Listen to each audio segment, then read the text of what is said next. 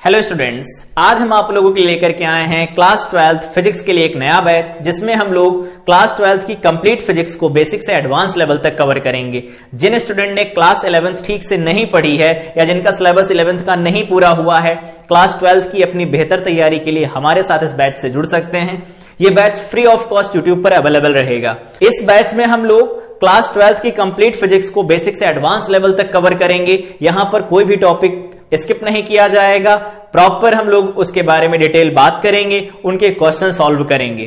तो ये batch free of cost YouTube पर अवेलेबल रहेगा आप लोगों के लिए इस चैनल के ऊपर, आधुनिक डिजिटल क्लासेस। ठीक है, तो आज की क्लास में हम लोग क्लास 12th का फिजिक्स का पहला चैप्टर स्टार्ट कर रहे हैं, जिसका नाम है Coulomb's law and electric field. तो आज की पहली क्लास में हम लोग क्या क्या पढ़ेंगे? सबसे पहले हम पढ़ेंगे हिस्ट्री ऑफ चार्ज के बारे में, स्टैटिक और फ्रिक्शनल इलेक्ट्रिसिटी के बारे में पढ़ेंगे, electric charges and their polarity के बारे में बात की जाएगी, इलेक्ट्रॉनिक थियरी ऑफ चार्ज पढ़ेंगे। देन आफ्टर हम लोग पढ़ेंगे गोल्ड लीफ इलेक्ट्रोस्कोप, फिर बात करेंगे कंडक्टर्स, इंसुलेटर्स और सेमीकंडक्टर के बारे में। तो ये आज की क्लास के टॉपिक हैं जिनके बारे में हम लोग आज बात करेंगे। तो आइए स्टार्ट करते हैं आज की क्लास और देखते हैं अपनी पहली हेडिंग, जो कि है हिस्ट्री ऑफ इलेक्ट्रिक चार्ज के बारे में।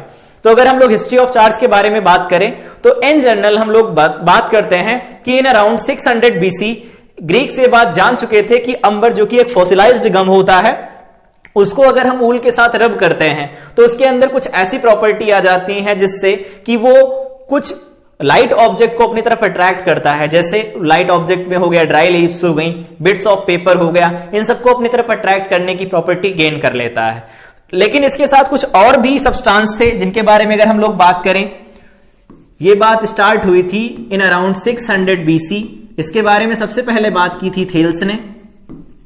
लेकिन अंबर के साथ में कुछ और भी सब्सटेंस थे। अंबर था, यहां पर ग्लास रॉड भी हो सकती है, ग्लास रॉड हो सकती है, इबोनाइट की रॉड हो सकती है। यहां पर हम लोग बात करें तो इबोनाइट की रॉड थी। इबोनाइट रॉड को अगर हम रब करते थे, when rubbed with silk, silk के साथ रब किया जाए या फिर ऊल के साथ रब किया जाता, वुलन क्लॉथ के साथ अगर रब करते हैं, attract light object, light objects like dry leaves,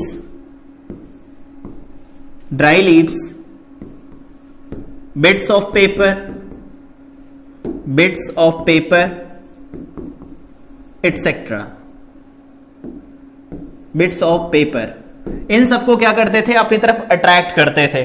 तो अंबर ही नहीं, इन सब मटेरियल में भी प्रॉपर्टी बाद में ऑब्जर्व की गई कि अगर इन सबको हम लोग वुलन क्लॉथ या सिल्क के साथ रब करते हैं तो ये लाइट ऑब्जेक्ट को भी अपनी तरफ अट्रैक्ट करते हैं। इससे ये पता चला कि जो सब्सटेंस होते हैं उनके अंदर एक ऐसी प्रॉपर्टी होती जिसकी वजह से वो अदर ऑब्जेक्ट को अपनी तरफ अट्रैक्ट कर सकते हैं। ठीक है, तो ये था brief idea about history of electric charge. अगर यहां पर हम लोग अंबर के बारे में बात करें, अंबर के बारे में बात किया जाए तो इसका सिनोनिमिक वर्ड है और वो वर्ड है इलेक्ट्रॉन। स्पेलिंग देख लेंगे, यहां सी नहीं के यूज किया गया है। इससे वर्ड को डेराइव किया गया, वो वर्ड था इलेक्ट्रॉन। और साथ में बात किया जाए इलेक्ट्रिसिटी, वो भी यहीं से डेराइव की गई, इलेक्ट्रिसिटी, क्योंकि ये कहीं ना कहीं इलेक्ट्रॉन से एसोसिएट करते हैं। तो इलेक्ट्रॉन यूज कहां से किया गया? तो हम लोगों ने यहां पर जो प्रॉपर्टी ऑब्जर्व की, आगे हम बात करेंगे कि वो इलेक्ट्रिक चार्ज थी। और इलेक्ट्रिक चार्ज कैसे ऑब्जर्व किया गया? तो वो ट्रांसफर ऑफ इलेक्ट्रॉन की वजह से हुआ। और ट्रांसफर ऑफ इलेक्ट्रॉन का मतलब है transfer of charge. Transfer of charge per unit time is electric current. तो कहीं ना कहीं ये एक दूसरे के साथ में एसोसिएट करते थे, जिससे ये बाद में डेराइव किया गया कि इलेक्ट्रॉन से इलेक्ट्रॉन और इलेक्ट्रिसिटी को डेराइव किया गया। यहां पर हम लोग इस चैप्टर में बेसिकली जिसके बारे में बात करेंगे वो लिख लेते हैं। तो यहां पर हम लोग पढ़ेंगे इलेक्ट्रोस्टैटिक्स के बारे में। तो इलेक्ट्रोस्टैटिक्स का मीनिंग क्या होता है, इसकी डेफिनेशन क्या है? तो हम ये लोग कह सकते हैं कि स्टडी ऑफ स्लो मूविंग और स्टेशनरी चार्जेस स्टेशनरी चार्जेस या फिर स्लो मूविंग चार्जेस की जो स्टडी होती है उसी को कहा जाता है इलेक्ट्रोस्टैटिक्स। तो बेसिकली यहां पर हम लोग चार्ज को रेस्ट पर मानकर चलेंगे। अगर चार्ज यहां पर मूव भी करेगा तो उसकी काइनेटिक एनर्जी इन जनरल वो नेग्लिजिबल रहने वाली, अप्रोक्सीमेट जीरो रहेगी। तो हम लोग ऐसे चार्जेस के साथ डील करेंगे जो ऑलरेडी रेस्ट पर हैं या फिर वो चल रहे हैं या मूव कर रहे हैं, तो बहुत कम वेलोसिटी है उनकी, काइनेटिक एनर्जी अप्रोक्सीमेट जीरो है। ठीक है, तो ये था brief idea about the history of charge, और हम लोगों ने यहां पर इलेक्ट्रोस्टैटिक्स के बारे में बात की। अब अगर हम लोग बात करें आगे कि स्टैटिक और फ्रिक्शनल इलेक्ट्रिसिटी क्या होती है, तो डेफिनेशन देख सकते हैं। स्टैटिक और frictional electricity is a electricity generated in the insulating body in friction of rubbing themselves. तो अगर कोई दो ऑब्जेक्ट है, अगर उनको हम रब करते हैं, इंसुलेटिंग ऑब्जेक्ट को अगर हम रब करते हैं, तो उनमें हीट रिलीज होने की वजह से इलेक्ट्रॉन कुछ एनर्जी गेन करते हैं, जिसकी वजह से एक ऑब्जेक्ट से दूसरे ऑब्जेक्ट में ट्रांसफर हो जाते हैं। तो यहां पर ट्रांसफर ऑफ इलेक्ट्रॉन होता है तो कहते हैं इलेक्ट्रिसिटी बनेगी। लेकिन इंसुलेटिंग बॉडी के अंदर इलेक्ट्रॉन मूव नहीं कर सकते, तो इलेक्ट्रॉन अगर मूव नहीं करेंगे, रेस्ट पर रहेंगे, तो इलेक्ट्रिसिटी जो बनती है उसे स्टैटिक इलेक्ट्रिसिटी कहा जाता है। और ये इलेक्ट्रिसिटी कैसे प्रोड्यूस होती है, तो फ्रिक्शन की वजह से प्रोड्यूस होती है, इसीलिए हम इसे कहते हैं फ्रिक्शनल इलेक्ट्रिसिटी। अब अगर इसके बारे में बात किया जाए तो यहां पर एक एग्जांपल लेते हैं कि एक ग्लास रॉड है जिसे सिल्क से रब किया गया। तो एक ग्लास रॉड को जब हम सिल्क के साथ रब करेंगे तो उसके अंदर क्या हुआ, ग्लास रॉड है और ये सिल्क अलग अलग है, उनमें ये जो चार्जेस का डिस्ट्रीब्यूशन हुआ, तो ये स्टैटिक इलेक्ट्रिसिटी कहलाएगा या फिर फ्रिक्शनल इलेक्ट्रिसिटी कह सकते हैं। ग्लास रॉड इंसुलेटर है, यहां पर सिल्क क्लॉथ भी इंसुलेटर है, इनके अंदर इलेक्ट्रॉन चल नहीं सकते, तो वो तो हो गया स्टैटिक इलेक्ट्रिसिटी। और ये रब किया गया है इनको, तो फ्रिक्शन की वजह से इलेक्ट्रिसिटी बनी, इसीलिए हम इसे कहते हैं फ्रिक्शनल इलेक्ट्रिसिटी। अब यहां पर जो इलेक्ट्रॉन का डिस्ट्रीब्यूशन हुआ है या जो इलेक्ट्रॉन का ट्रांसफर हुआ है, यहां से कह सकते हैं इलेक्ट्रॉन का जो ट्रांसफर हुआ है, इलेक्ट्रॉन का ट्रांसफर हुआ है, इलेक्ट्रॉन के ट्रांसफर की मेन यहां पर जो रीजन है इलेक्ट्रॉन के ट्रांसफर का, वो है due to difference in electron affinity. Electron affinity, यहां पर हम लोग बात करेंगे इलेक्ट्रॉन एफिनिटी जिन मटेरियल के लिए कम होगी, वहां से इलेक्ट्रॉन दूसरी ऑब्जेक्ट की तरफ जाएंगे। जिन ऑब्जेक्ट की या जिन मटेरियल की इलेक्ट्रॉन एफिनिटी ज्यादा होगी, वो अदर ऑब्जेक्ट से इलेक्ट्रॉन को गेन करेंगे। तो इलेक्ट्रॉन के ट्रांसफर होने की वजह से यहां पर इलेक्ट्रिसिटी बन रही है, और इंसुलेटिंग बॉडी में बनने की वजह से इलेक्ट्रॉन चल नहीं सकते, तो इलेक्ट्रॉन यहां पर चार्ज नहीं चलेगा, तो कहेंगे कि जो इलेक्ट्रिसिटी बन रही है उसे स्टैटिक या फिर हम कह सकते हैं फ्रिक्शनल इलेक्ट्रिसिटी होती है। स्टैटिक या फ्रिक्शनल इलेक्ट्रिसिटी में एक पॉइंट याद रखेंगे, वो पॉइंट ये है कि इन स्टैटिक और frictional electricity at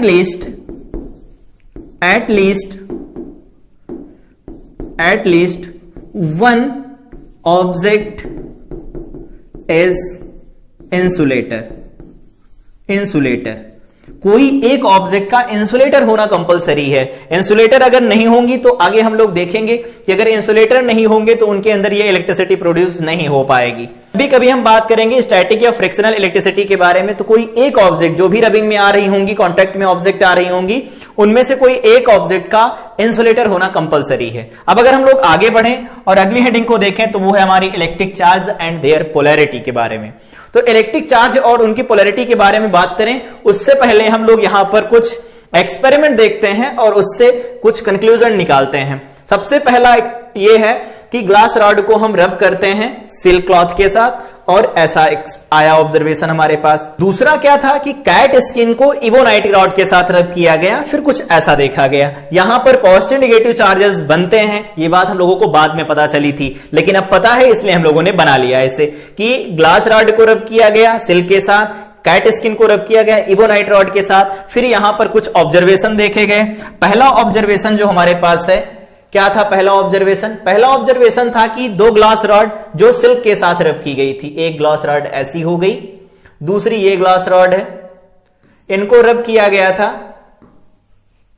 rubbed with silk cloth. Silk cloth के साथ इनको रब किया गया। तो जब इनको पास में लेकर के आया गया तो देखा गया इनके ऊपर रिपल्सन का फोर्स लग रहा, दे रिपेल ईच अदर। तो यहां पर फोर्स कैसा है, रिपल्सन का फोर्स लग रहा है। तो रिपल्सन का फोर्स लगने की वजह से यह देखा गया कि जो ग्लास रॉड हैं वो सेम मटेरियल के साथ रब की गई हैं और एक दूसरे को रिपेल कर रही हैं। इसका मतलब उनके ऊपर जो चार्जेस बन रहे होंगे उनका नेचर सेम होगा। बट अगर यहां पर दूसरे ऑब्जर्वेशन के बारे में बात की जाए, दूसरा ऑब्जर्वेशन था कि एक ग्लास रॉड ली गई, यह है glass rod rubbed with glass rod rubbed with silk, और यहां पर एक दूसरी रॉड ली गई, यहां पर ये दूसरी रॉड है ebonite rod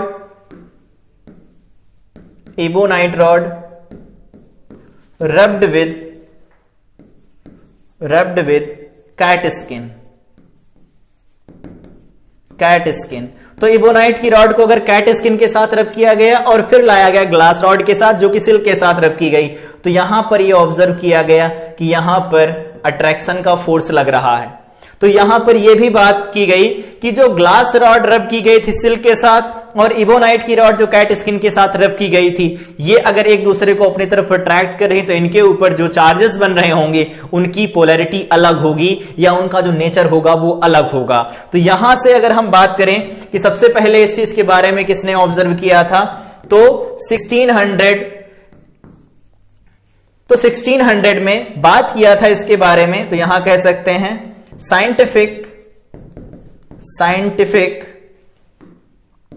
scientific description of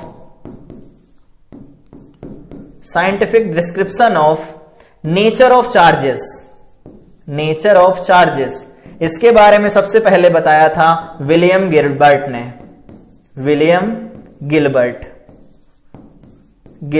तो विलियम गिलबर्ट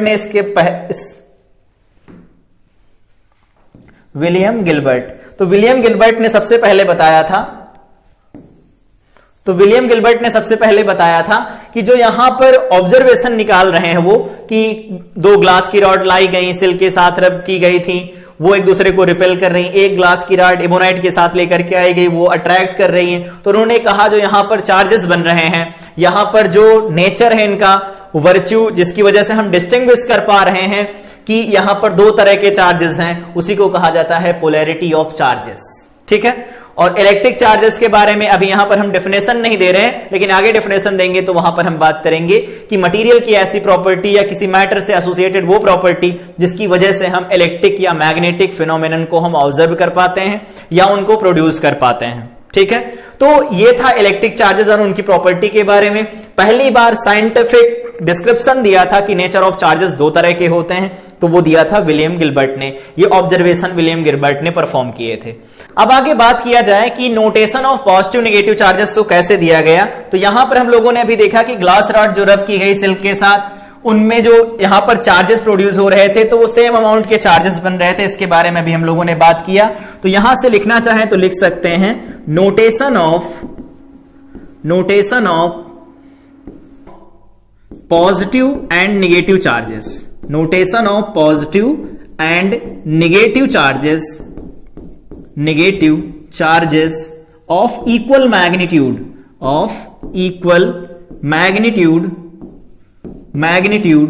की नोटेशन क्या था कि पॉजिटिव नेगेटिव चार्जेस हैं जिनका मैग्नीट्यूड इक्वल है, उनको कैसे नोटेशन दिया गया। तो इसका नोटेशन दिया था सबसे पहले Benjamin Franklin.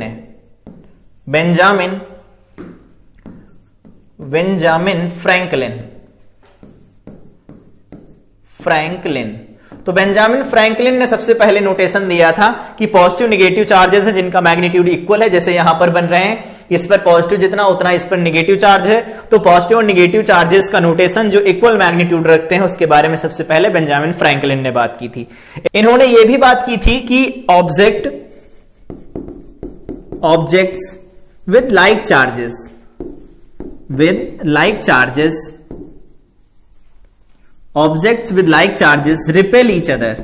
repel each other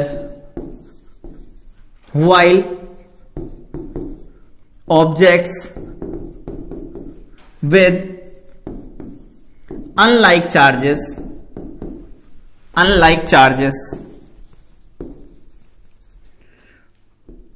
attracts। Unlike charges इन पर होते हैं वो ऑब्जेक्ट एक दूसरे को अट्रैक्ट करती हैं, और जिन पर सेम चार्ज होता है या लाइक चार्जेस होते हैं वो एक दूसरे को रिपेल करती हैं। ये बात भी इन्होंने बताई थी। तो अभी हम लोगों ने क्या किया, यहां पर बात की कि बेसिक आइडिया क्या था about the scientific description of nature of charges के बारे में। तो वो विलियम गिलबर्ट ने बताया था कि दो तरह के चार्जेस होते हैं, लेकिन अगर पॉजिटिव निगेटिव चार्जेस हैं इक्वल मैग्नीट्यूड के तो उनका नोटेशन किसने दिया था, बेंजामिन फ्रैंकलिन ने दिया था। उन्होंने ये भी स्टेट किया कि अगर ऑब्जेक्ट सिमिलर हैं, जिन पर सिमिलर चार्जेस हैं, वो एक दूसरे को रिपेल करती हैं, लेकिन जो ऑब्जेक्ट पर डिफरेंट टाइप के चार्जेस हैं जिनकी पोलैरिटी अलग अलग है वो एक दूसरे को अट्रैक्ट करती हैं। अगर यहां पर हम बात करें इसी पॉइंट के बारे में, तो ये पॉइंट क्या था कि यहां पर पॉजिटिव निगेटिव है, पॉजिटिव निगेटिव है, इसका मतलब ये एक दूसरे को क्या करेंगी, रिपेल करेंगी। जो पॉइंट अभी हम लोगों ने पढ़ा उसका मतलब यही है कि अगर ये पॉजिटिव है, एक दूसरे के आमने सामने रखे गए हैं, एक दूसरे के नियर लाया जाता है इनको, तो यहां पर क्या कैसा होगा, तो यहां पर रिपल्सन होगा, इनके बीच में रिपल्सन होगा। यहां पर पॉजिटिव था, रिपल्सन हुआ। यहां पर क्या है, तो यहां पर निगेटिव है। अगर इनके बारे में बात किया जाए तो इनमें भी रिपल्सन होगा, एक दूसरे को दूर की तरफ पुश करेंगे। तो यहां पर भी कैसा फोर्स लग रहा है, तो यहां पर भी रिपल्सन का फोर्स लग रहा है। अगर बात किया जाए पॉजिटिव और निगेटिव, तो इनके ऊपर अनलाइक चार्जेस हैं, तो पॉजिटिव निगेटिव पर अनलाइक चार्जेस होने की वजह से ये एक दूसरे को क्या करेंगे, अपनी तरफ अट्रैक्ट करेंगे। तो एक दूसरे को अपनी तरफ अट्रैक्ट करेंगे। तो यहां पर फोर्स कैसा होगा, तो यहां पर अट्रैक्शन का फोर्स लग रहा होगा, एक दूसरे को अपनी तरफ अट्रैक्ट करेंगे। यही बात किया जाए कि कोई पॉजिटिव चार्ज ऑब्जेक्ट लेकर के आई जाती है किसी न्यूट्रल ऑब्जेक्ट के सामने, तो अगर कोई पॉजिटिव चार्ज ऑब्जेक्ट है उसे न्यूट्रल ऑब्जेक्ट के सामने लेकर के आएंगे तो ये क्या करता है, उसके अंदर पोलैरिटी बना देता है पॉजिटिव और निगेटिव की, और जो अपोजिट चार्ज होता है उसको अपनी तरफ अट्रैक्ट करता है, और जिसकी वजह से ये एक दूसरे को क्या करते हैं, अपनी तरफ अट्रैक्ट करते हैं। इसीलिए कहते हैं कि अगर कोई चार्ज ऑब्जेक्ट न्यूट्रल ऑब्जेक्ट के साथ लाई जाती है तो भी उनके बीच में क्या होता है, अट्रैक्शन होता है, अट्रैक्शन होगा। इसी तरह से किसी न्यूट्रल ऑब्जेक्ट के सामने कोई निगेटिव चार्ज ऑब्जेक्ट लेकर के आई जाए तो निगेटिव चार्ज क्या करेगी, उसके ऊपर अपोजिट पोलैरिटी बनाएगी, तो भी यहां पर एक दूसरे पर एक ऐसा फोर्स लगाएंगे, फोर्स ऑफ अट्रैक्शन लग रहा होगा। तो प्लस प्लस रिपेल करेंगे, माइनस माइनस रिपेल करेंगे, माइनस प्लस अट्रैक्ट करेंगे। प्लस किसी न्यूट्रल ऑब्जेक्ट के कांटेक्ट में आता है तो अट्रैक्शन होगा, निगेटिव ऑब्जेक्ट किसी न्यूट्रल ऑब्जेक्ट के कांटेक्ट में आती है, उसके पास आती है, तो भी उसे अपनी तरफ अट्रैक्ट करेगी। तो यहां पर हम लोगों ने जो भी पढ़ा कि क्या बताया था बेंजामिन फ्रैंकलिन ने कि object with like charges repel each other while object with unlike charges attract. तो उन्हीं के बारे में यहां पर बात की गई कि अगर सिमिलर चार्ज है तो वो एक दूसरे को रिपेल करेंगे, अनलाइक चार्जेस होंगे तो एक दूसरे को अट्रैक्ट करेंगे।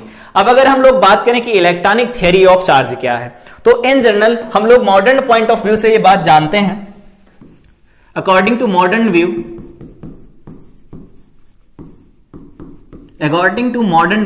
मॉडर्न व्यू के अकॉर्डिंग हम जानते हैं कि जितने भी सब्सटेंस होते हैं, substance are formed by tiny particles,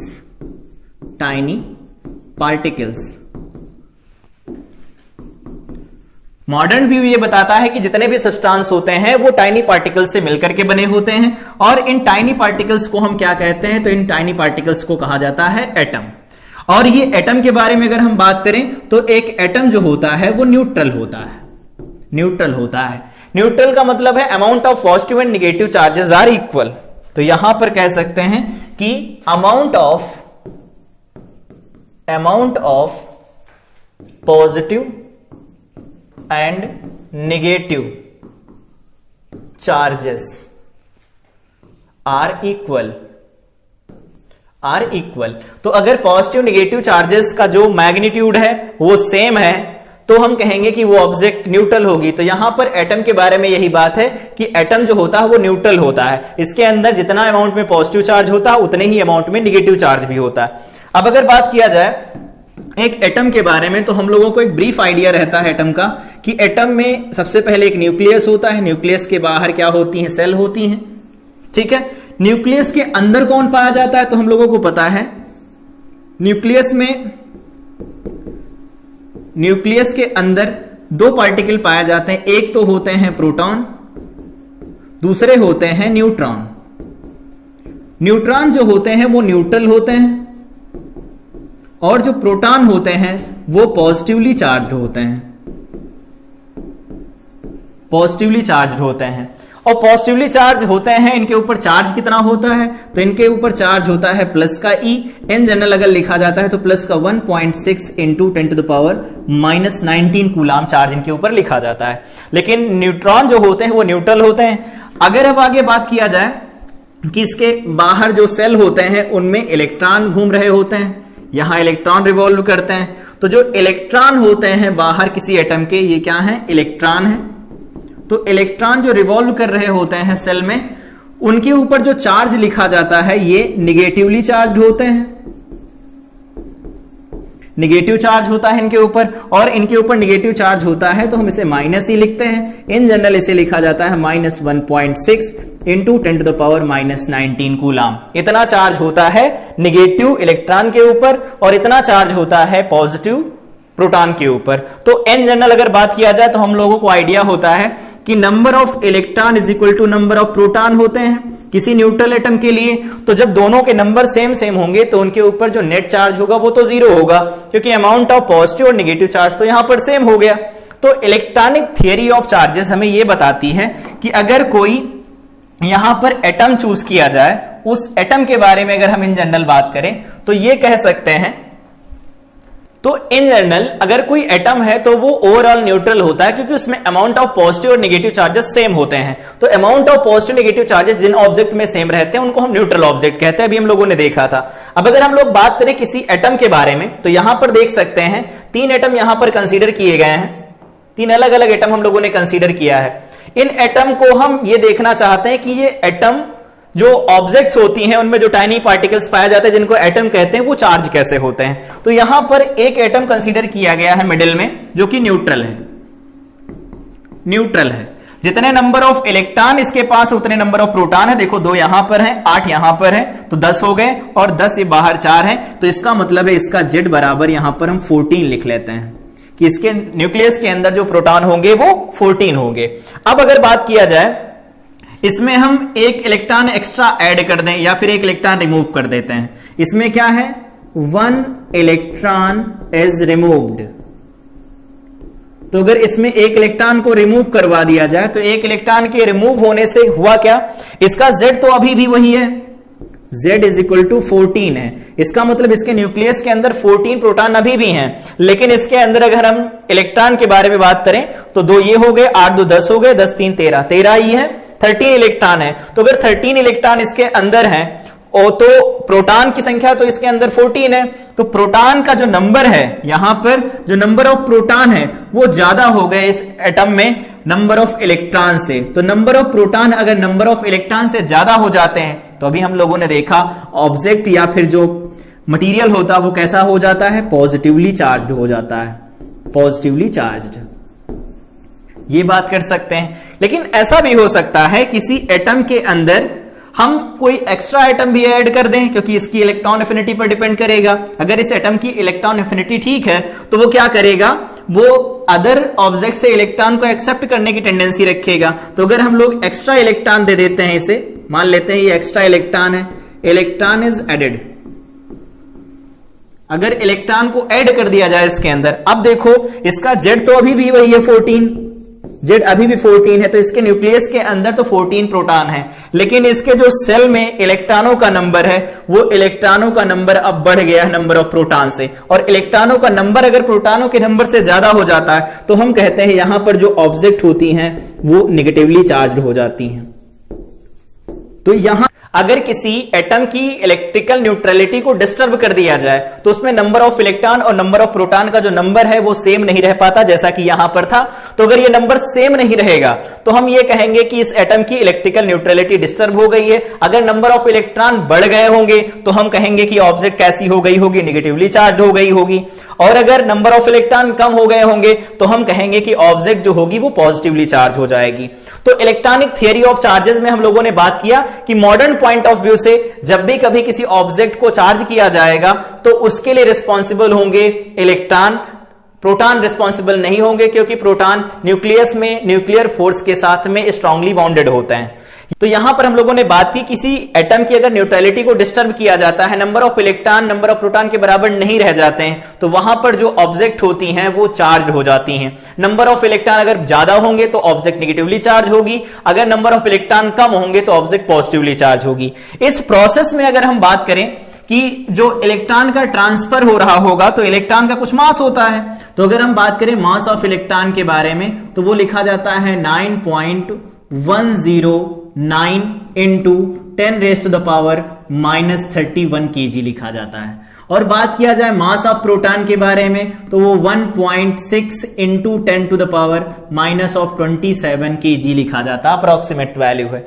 तो अगर नंबर ऑफ इलेक्ट्रॉन किसी ऑब्जेक्ट में ज्यादा है या नंबर ऑफ इलेक्ट्रॉन कम है किसी ऑब्जेक्ट में, तो जिस ऑब्जेक्ट में नंबर ऑफ इलेक्ट्रॉन ज्यादा होंगे उसमें क्या होगा, उस बॉडी का जो मास होगा वो थोड़ा बढ़ जाता है, ज्यादा नहीं बढ़ता, क्योंकि नंबर ऑफ इलेक्ट्रॉन जितने भी ज्यादा होंगे उनके रेस्पेक्ट में क्या होगा, इलेक्ट्रॉन का मास तो बहुत कम होता है। तो मास बहुत कम होने की वजह से उस ऑब्जेक्ट के ऊपर मास बहुत ज्यादा नहीं आएगा, लेकिन पहले से बढ़ जाता है। तो अगर क्वेश्चन पूछा जाता है कि नेगेटिवली चार्ज ऑब्जेक्ट है और एक पॉजिटिवली चार्ज ऑब्जेक्ट है, दोनों पर जो अमाउंट ऑफ चार्ज है वो सेम है, तो किस ऑब्जेक्ट का मास ज्यादा होगा, तो याद रखेंगे नेगेटिवली चार्ज जो ऑब्जेक्ट होती है उसका मास ज्यादा होगा, क्योंकि उसमें नंबर ऑफ इलेक्ट्रॉन का एक्सेस होगा, और जो पॉजिटिवली चार्ज ऑब्जेक्ट होगी उसमें कुछ नंबर ऑफ इलेक्ट्रॉन की डिफिशियंसी होगी जिससे उसका मास कम हो जाएगा। तो ये ब्रीफ आइडिया था about the theory of electronic charge के बारे में। अब अगर हम लोग आगे बात करें कि कोई न्यूट्रल ऑब्जेक्ट है, जिसमें अभी हम लोगों ने एक न्यूट्रल एटम कंसीडर किया था, अगर कोई न्यूट्रल ऑब्जेक्ट होती है, जैसे कि हम लोगों ने यहां पर भी एग्जांपल लिया था कि ग्लास रॉड जो कि रब की गई थी सिल्क क्लॉथ के साथ, तो इसमें जो नंबर ऑफ इलेक्ट्रॉन ट्रांसफर हो रहे थे उनका अमाउंट तो सेम था बट उनका नेचर अपोजिट था। तो यहां पर हम लोगों ने भी एक एग्जांपल कंसीडर किया था कि ग्लास रॉड को सिल्क के साथ अगर रब किया जाता है तो ग्लास रॉड पॉजिटिवली चार्ज हो जाती है, सिल्क क्लॉथ जो होता है वो नेगेटिवली चार्ज हो जाता है। तो ये होता कैसे, इसके बारे में अगर बात करें तो यहां पर दोनों ऑब्जेक्ट चार्ज है, उनके बारे में एक बात हम लोग तो अभी बता सकते हैं कि इसमें मैग्नीट्यूड जो है, या कह सकते हैं amount of positive and negative charge S same, दोनों पर जो पॉजिटिव और नेगेटिव चार्ज है वो तो सेम है इन दोनों ऑब्जेक्ट के ऊपर, लेकिन इनकी पोलैरिटी अलग है, मतलब उनका नेचर अलग अलग आया है। अब यहां पर यह भी क्वेश्चन पूछा जा सकता है कि ये जो ऑब्जेक्ट चार्ज हुई हैं यहां पर क्या हुआ है, यहां पर हम लोग लिख सकते हैं कि इलेक्ट्रॉन ट्रांसफर होने की वजह से ऑब्जेक्ट चार्ज होती हैं। तो अगर इलेक्ट्रॉन के ट्रांसफर होने की वजह से ऑब्जेक्ट चार्ज होती हैं, तो अगर हम प्रोटॉन के बारे में बात करें कि प्रोटॉन का ट्रांसफर करवाया जा सकता है कि नहीं, तो अगर हम प्रोटॉन के बारे में बात करें तो प्रोटॉन क्या होता है, strongly bounded with nucleus bye nuclear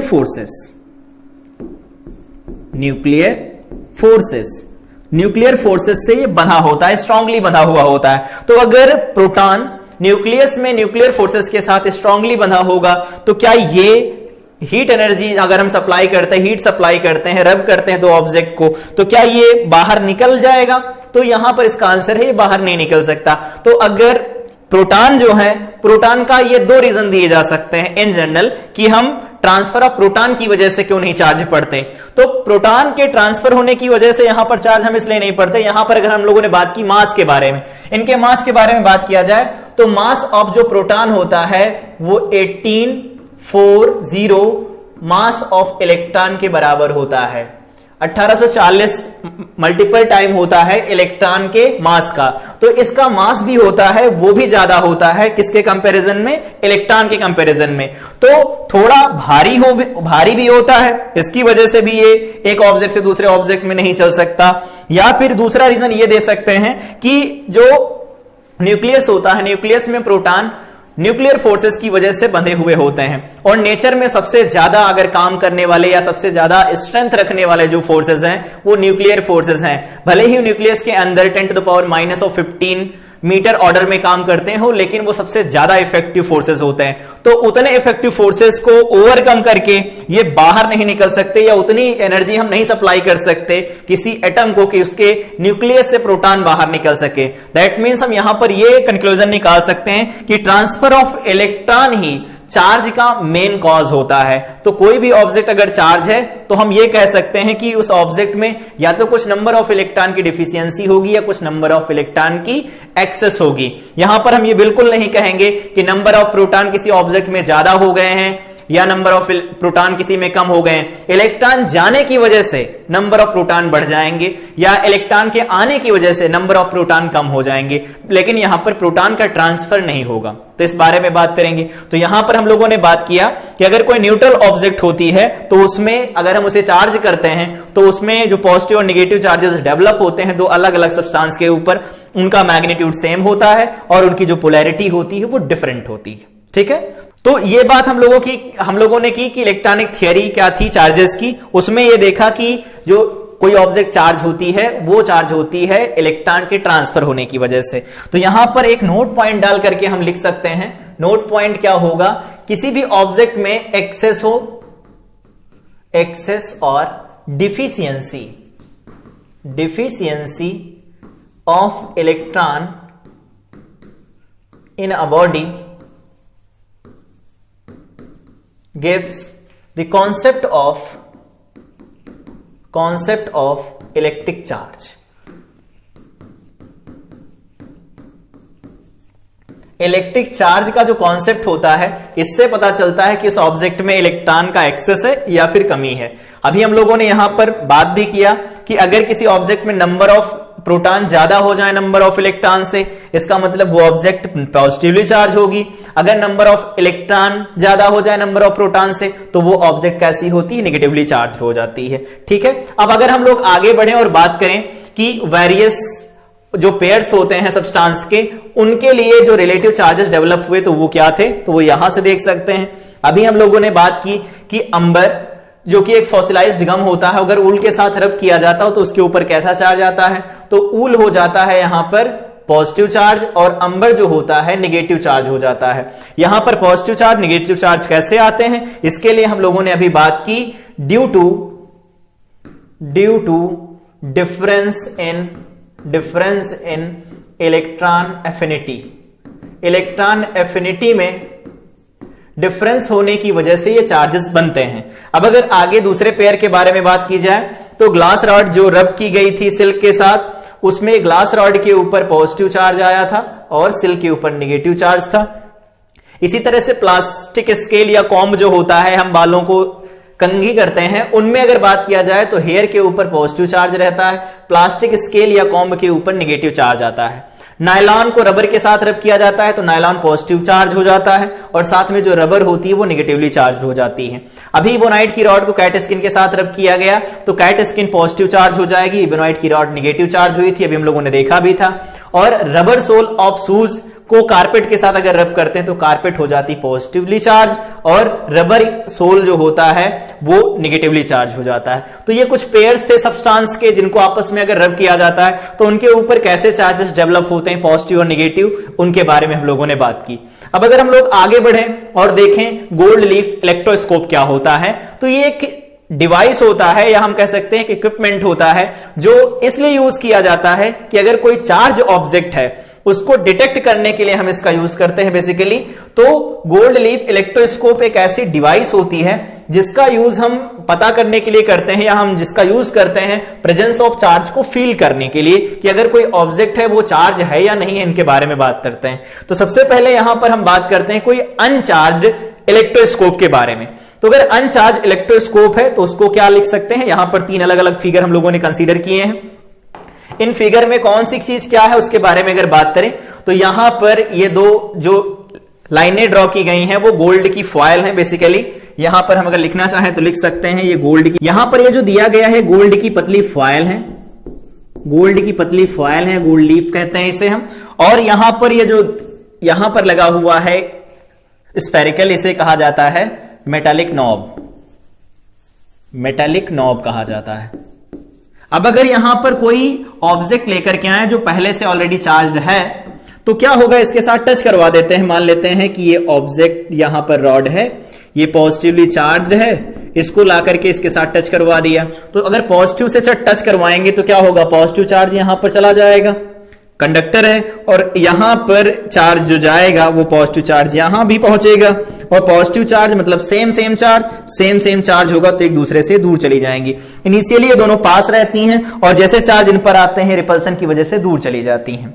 अगर ऐसा नहीं किया जा रहा है तो हम इंडक्शन की वजह से भी चार्ज प्रोड्यूस करवा सकते हैं, आगे देखेंगे चार्जिंग बाय इंडक्शन। यहां पर ये देख लेते हैं कि अगर कोई ऑब्जेक्ट यहां पर लेकर के आई गई जिसके ऊपर पॉजिटिव चार्ज है और इसको टच नहीं करवाया गया है इसके साथ, तो अगर टच नहीं करवाया जाएगा तो क्या होगा, इसके अपोजिट चार्जेस को अपनी तरफ अट्रैक्ट करेगा। तो अपोजिट चार्जेस क्या होंगे, पॉजिटिव आया है तो निगेटिव चार्जेस होंगे इसके साथ, ये निगेटिव चार्जेस को अपनी तरफ अट्रैक्ट कर लेगा। तो अगर निगेटिव चार्जेस को अट्रैक्ट करेगा तो इस पर बचा हुआ पॉजिटिव चार्ज इधर शिफ्ट हो जाएगा, तो बचा हुआ पॉजिटिव इधर शिफ्ट होगा तो इनके ऊपर सेम चार्जेस रहेंगे, तो एक दूसरे को क्या करेंगे, रिपेल करेंगे, और जो लीफ होंगी वो क्या होंगी, फैल जाएंगी। ठीक है, तो अनचार्ज था तो भी ऐसा हुआ। ऐसा भी हो सकता है कि अगर हम यहां पर कोई रॉड लेकर के आए और रॉड कैसी हो, निगेटिव चार्ज हो। अगर ये रॉड क्या है, निगेटिव चार्ज है, तो निगेटिव चार्ज है तो अगर ये निगेटिव चार्ज है तो दूसरी तरह के जो चार्जेस होंगे उनको अपनी तरफ अट्रैक्ट करेगी, मतलब पॉजिटिव चार्जेस को अपनी तरफ अट्रैक्ट करेगी। तो अगर पॉजिटिव चार्जेस को अट्रैक्ट करेगी तो इससे क्या होगा, यहां पर निगेटिव चार्ज डेवलप हो जाएगा, और निगेटिव चार्ज डेवलप होगा मतलब सेम पोलैरिटी का चार्ज डेवलप हुआ, तो क्या होगा, ये एक दूसरे से फिर रिपेल कर जाएंगे।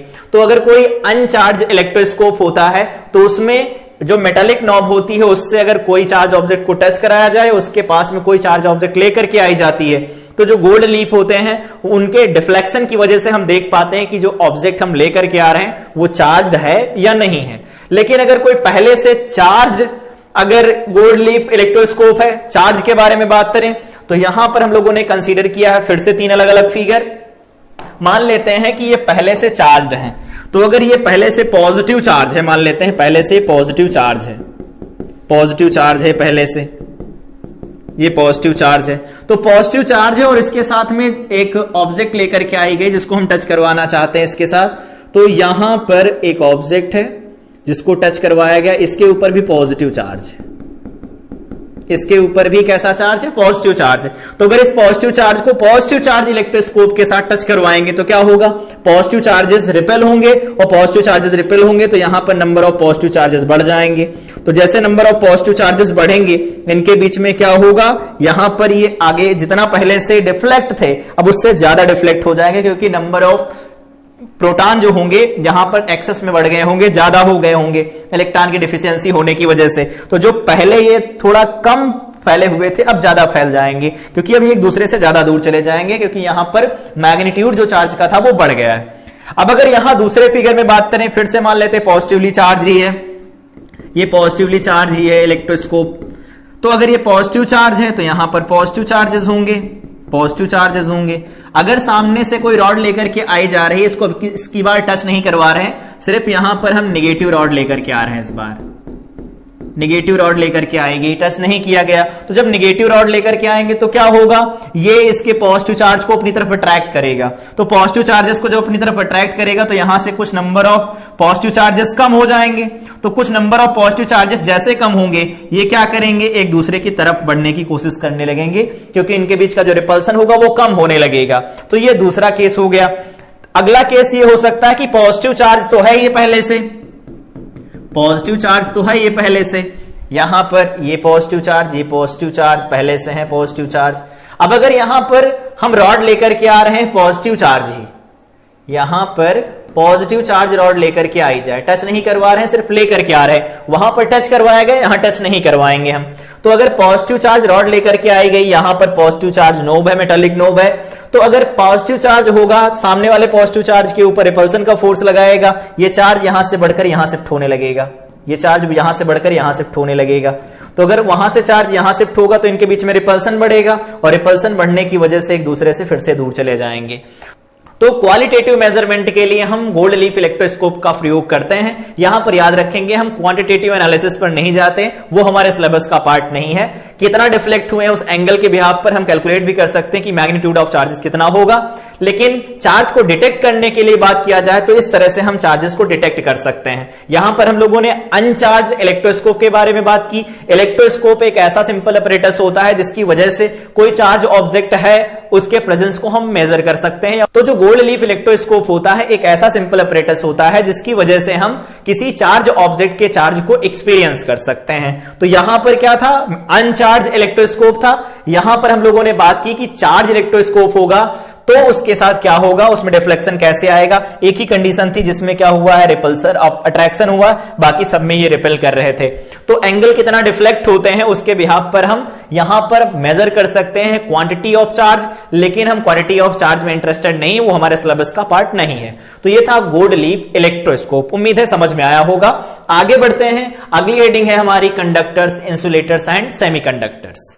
तो अब इसके बारे में अगर बात करें तो बेसिक आइडिया हमें क्लास 10 से रहता है। इलेक्ट्रिसिटी में पढ़ाया जाता है कि कंडक्टर्स वे सब्सटेंस होते हैं या मटेरियल होते हैं जिनमें फ्री इलेक्ट्रॉन्स अवेलेबल होते हैं और उनके एंड पर अगर हम बैटरी कनेक्ट करते हैं या पोटेंशियल डिफरेंस क्रिएट करते हैं तो उनमें फ्री इलेक्ट्रॉन्स मूव करने लगते हैं, उन पर फोर्स लगता है जिसकी वजह से करंट दिखाई देती है, करंट फ्लो करती है उस कंडक्टर के अंदर।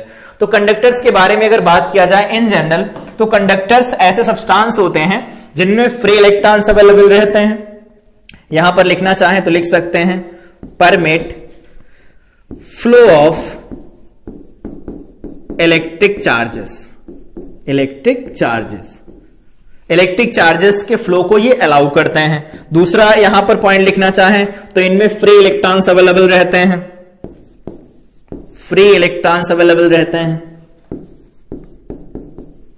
फ्री इलेक्ट्रॉन्स अवेलेबल रहते हैं। इन जनरल अगर बात किया जाए तो ये हीट कंडक्ट कर सकते हैं, हीट कंडक्ट कर सकते हैं। हीट एंड इलेक्ट्रिसिटी दोनों लिखना चाहें तो लिख सकते हैं heat and electricity, electricity conduct करवा सकते हैं, इलेक्ट्रिसिटी को कंडक्ट करते हैं। तो इन जनरल कंडक्टर्स उन्हें कहा जाता है या ऐसे सब्सटेंस या मटेरियल को कहा जाता है जिनमें फ्री इलेक्ट्रॉन्स काफी ज्यादा नंबर में अवेलेबल रहते हैं। इन जनरल अगर बात किया जाए तो इनमें इन जनरल अगर कहा जाए कि कंडक्टर्स में जो फ्री इलेक्ट्रॉन अवेलेबल रहते हैं वो 10 to the power plus of 29 पर मीटर क्यूब में पाए जाते हैं। इतने ज्यादा इलेक्ट्रॉन होते हैं पर मीटर क्यूब में कंडक्टर्स के अंदर। तो जब इनके एंड पर बैटरी की सप्लाई कनेक्ट की जाती है या सप्लाई कनेक्ट करते हैं तो इनके फ्री इलेक्ट्रॉन्स के ऊपर फोर्स लगता है और ये मोशन में आ जाते हैं और जिसकी वजह से हम करंट को देखते हैं कि किस कंडक्टर में करंट फ्लो करती है। तो ये कंडक्टर्स के बारे में हो गया। अगर कंडक्टर्स के बारे में बात किया जाए कि इनके एग्जांपल्स कौन कौन से हो सकते हैं तो मेटल्स हो गई, ह्यूमन बॉडी हो गई, एनिमल बॉडी, ह्यूमन बॉडी हो गया, एनिमल बॉडी हो गया। टैप वाटर के बारे में बात किया जाए कि टैप वाटर ये भी इलेक्ट्रिसिटी को कंडक्ट कर सकता है।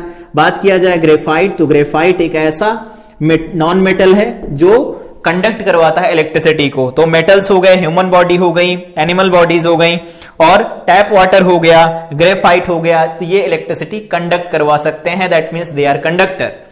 अगर बात किया जाए इंसुलेटर के बारे में, यहां पर देख सकते हैं फिगर में यही दिखाया गया है कि जो यहां पर बने हुए हैं पिंक कलर से वो फ्री इलेक्ट्रॉन है और जो दिखाए गए हैं येलो कलर से उनको दिखाया गया है कि वो एटम है। तो इसमें देखो एटम के साथ साथ में फ्री इलेक्ट्रॉन्स का जो नंबर है वो बहुत ज्यादा है।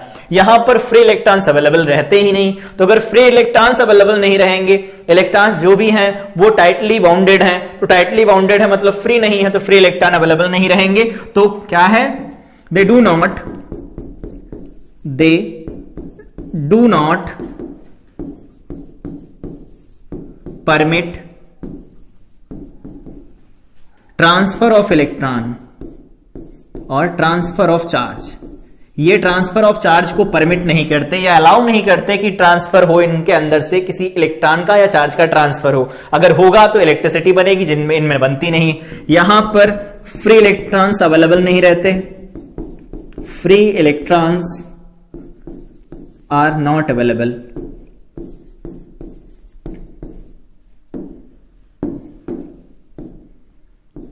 फ्री इलेक्ट्रॉन्स यहां पर अवेलेबल नहीं रहते, तो फ्री इलेक्ट्रॉन्स अगर अवेलेबल नहीं रहेंगे तो इलेक्ट्रिसिटी कंडक्ट नहीं होगी।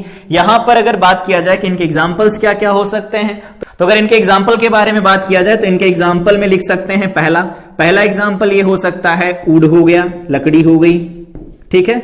प्लास्टिक लिख सकते हैं हम लोग, रबर लिख सकते हैं।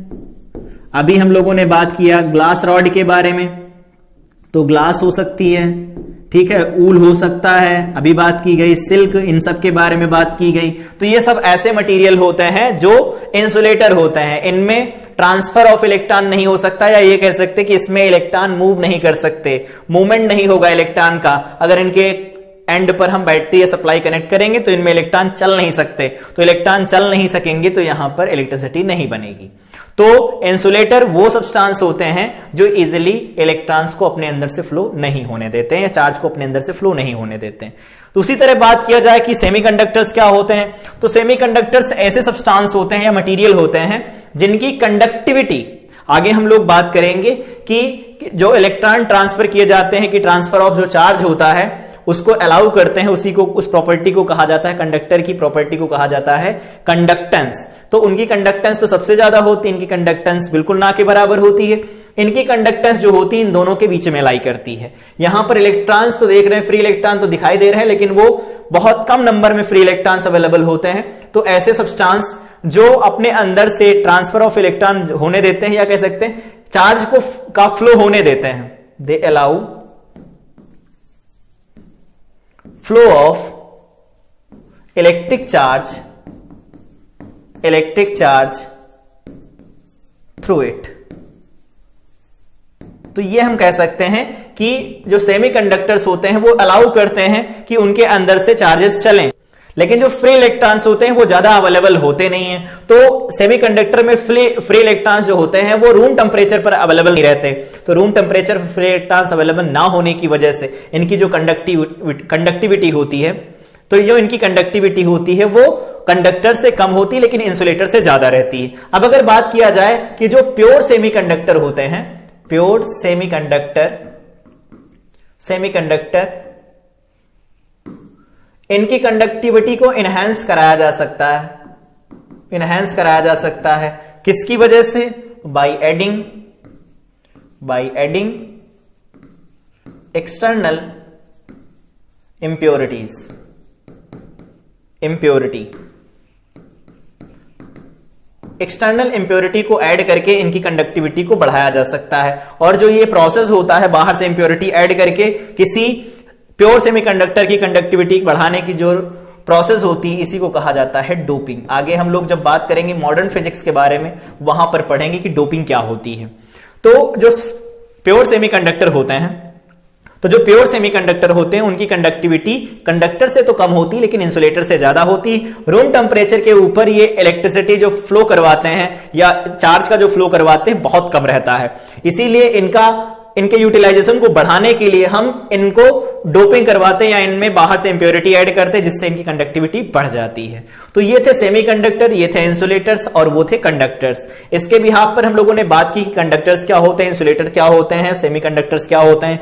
जो अपने अंदर से होकर के इलेक्ट्रॉन या फिर चार्जेस को फ्लो होने देते हैं कंडक्टर्स होते हैं, नहीं फ्लो होने देते हैं इंसुलेटर्स होते हैं। जो फ्लो तो होने देते हैं लेकिन बहुत कम फ्लो होने देते हैं, उन्हें हम सेमीकंडक्टर कहते हैं। आगे हम लोग इनके बारे में फिर डिटेल बात करेंगे। जब हम लोग मॉडर्न फिजिक्स पढ़ रहे होंगे तो सेमीकंडक्टर चैप्टर है, वहां पर इसके बारे में डिटेल बात की जाएगी कि सेमीकंडक्टर्स कैसे इलेक्ट्रिसिटी कंडक्ट करवाते हैं और इनमें कौन कौन से चार्ज कैरियर्स होते हैं। तो ये थे कंडक्टर्स, इंसुलेटर्स और सेमीकंडक्टर। तो आज की क्लास जो हम लोग पढ़ रहे थे उसमें यही टॉपिक थे, उनके बारे में बात की गई। अब अगर इसके आगे बात की जाती है कि सुपर कंडक्टर्स क्या होते हैं, तो इन जनरल जो डेफिनेशन लिखी जाती है सुपर कंडक्टर की वो है, a super conductor is a substance which offers no resistance of electrical conduction, that is they may not any kind of energy dissipation during electrical conduction through it। अगर इनसे electricity को conduct करवाया जाता है तो इलेक्ट्रिसिटी के conduction में कोई ओपोजिशन ऑफर नहीं करते, वहां पर कोई हीट रिलीज नहीं होती। जैसे अगर रेजिस्टेंस होता है तो इन जनरल हमें पता होता है कि रेजिस्टेंस में I2R का लॉस होता है जिससे हीट रिलीज होती है पर सेकेंड, लेकिन इनमें कोई हीट डिसिपेट नहीं होती। अगर बात किया जाए सुपर कंडक्टर्स, तो ऐसे मटेरियल पॉसिबल ही नहीं है कि जिनसे करंट फ्लो कर रही हो फिर भी वहां पर कोई हीट डिसिपेट ना हो, उनमें कोई लॉस ना हो। लेकिन सुपर कंडक्टर्स जो होते हैं वही मटेरियल जो कंडक्टर की तरह बिहेव करते हैं, लेकिन वो लो टेम्परेचर पर जाने के बाद सुपर कंडक्टर की तरह बिहेव करने लगते हैं। अगर इनके एग्जाम्पल के बारे में बात किया जाए तो यहां पर हम एग्जाम्पल लिख भी सकते हैं, मरकरी हो गया, लेड हो गया, लेड हो गया। तो ये ऐसे मटेरियल होते हैं जिनको हम बहुत लो टेम्परेचर के बारे में अगर बात करें, लो टेम्परेचर की रेंज क्या होती है, तो -180 टू 273 के अप्रॉक्स होता है। ऐसा इतने डिग्री सेल्सियस के ऊपर जब हम चले जाते हैं तो ये क्या करते हैं, एक सुपर कंडक्टर की तरह बिहेव करने लगते हैं। तो मरकरी हो गया, और यहां पर हम लोगों ने बात किया लेड के बारे में। ये ऐसे मटेरियल होते हैं जिनकी कंडक्टिविटी बहुत बढ़ जाती है लो टेम्परेचर के ऊपर, तो हम कहते हैं कि इनके अंदर कोई हीट डिसिपेट नहीं हो रहा होगा, मतलब उनको हम सुपर कंडक्टर की तरह ट्रीट करते हैं। तो सुपर कंडक्टर जैसा कोई मटेरियल नहीं होता, लेकिन कुछ मटेरियल ऐसे होते हैं जिनको लो टेम्परेचर पर अगर ले जाया जाता है तो उनकी कंडक्टिविटी जो होती बहुत हाई हो जाती है। या तो सुपर कंडक्टर्स ऐसे मटेरियल होते हैं जिनकी रूम टेम्परेचर के ऊपर, या फिर कह सकते हैं कि जो जनरल टेम्परेचर होता है उस पर उनकी कंडक्टिविटी कम रहती है, लेकिन अगर हम उन्हें कम टेम्परेचर में लेकर चले जाएं, बहुत कम टेम्परेचर में, तो उनकी जो कंडक्टिविटी होती बहुत हाई हो जाती है। उस समय वो बहुत कम एनर्जी डिसिपेट करते हैं हीट के फॉर्म में, जब उनके थ्रू इलेक्ट्रिकल करंट सप्लाई चलती है। यहां पर तो सुपर कंडक्टर के अंदर अगर कोई हीट डिसिपेट नहीं होगी तो हम ये कह सकते हैं सुपर कंडक्टर में जब इलेक्ट्रिक करंट का फ्लो हो रहा होगा तो उनमें जो नंबर ऑफ इलेक्ट्रॉन्स चल रहे होंगे, उनके बीच में जो कॉलिजन्स हो रहे होंगे, वो बहुत कम हीट रिलीज कर रहे होंगे। तो ये था सुपर कंडक्टर के बारे में। यहां पर हम लोगों ने बात की कंडक्टर्स, इंसुलेटर्स और सेमीकंडक्टर के बारे में। लेकिन याद रखेंगे सुपर कंडक्टर जैसा कोई मटेरियल नहीं होता, क्योंकि अगर किसी भी मटेरियल से होकर के करंट फ्लो करती है, चार्जेस फ्लो करते हैं, तो उनमें कुछ ना कुछ अपोजिशन ऑफर होता है, और जो अपोजिशन ऑफर होगा वो कुछ ना कुछ हीट डिसिपेट करवाएगा, जिसकी वजह से वो सुपर कंडक्टर तो नहीं बन सकते। लेकिन इन जनरल कम टेम्परेचर पर लेड और मरकरी ऐसे सब्सटेंस होते हैं जो बहुत कम रेजिस्टेंस ऑफर करते हैं जब करंट उनसे होकर के फ्लो होती है, तो हम उनको कह सकते हैं कि वो सुपर कंडक्टर है। तो ये आज की क्लास में जो हम लोग बात कर रहे थे वो यहां पर बात की गई, सुपर कंडक्टर्स क्या होते हैं, कंडक्टर्स और इंसुलेटर्स क्या होते हैं, इन सबके बारे में बात की गई। तो ये कंप्लीट आज का सेशन था जिसके बारे में इंट्रोडक्शन लिया गया कि चार्ज क्या होते हैं, इलेक्ट्रिक चार्जेस क्या होते हैं, इनकी पोलैरिटी क्या होती है, इलेक्ट्रॉनिक थियरी ऑफ चार्जेस क्या है, इन सब के बारे में हम लोगों ने डिटेल बात की। अगली क्लास में हम लोग मेथड्स ऑफ चार्जिंग के बारे में बात करेंगे और इलेक्ट्रिक चार्ज की डेफिनेशन देखेंगे, और साथ में हम लोग पढ़ेंगे प्रॉपर्टीज ऑफ चार्जेस के बारे में। तो आज की क्लास में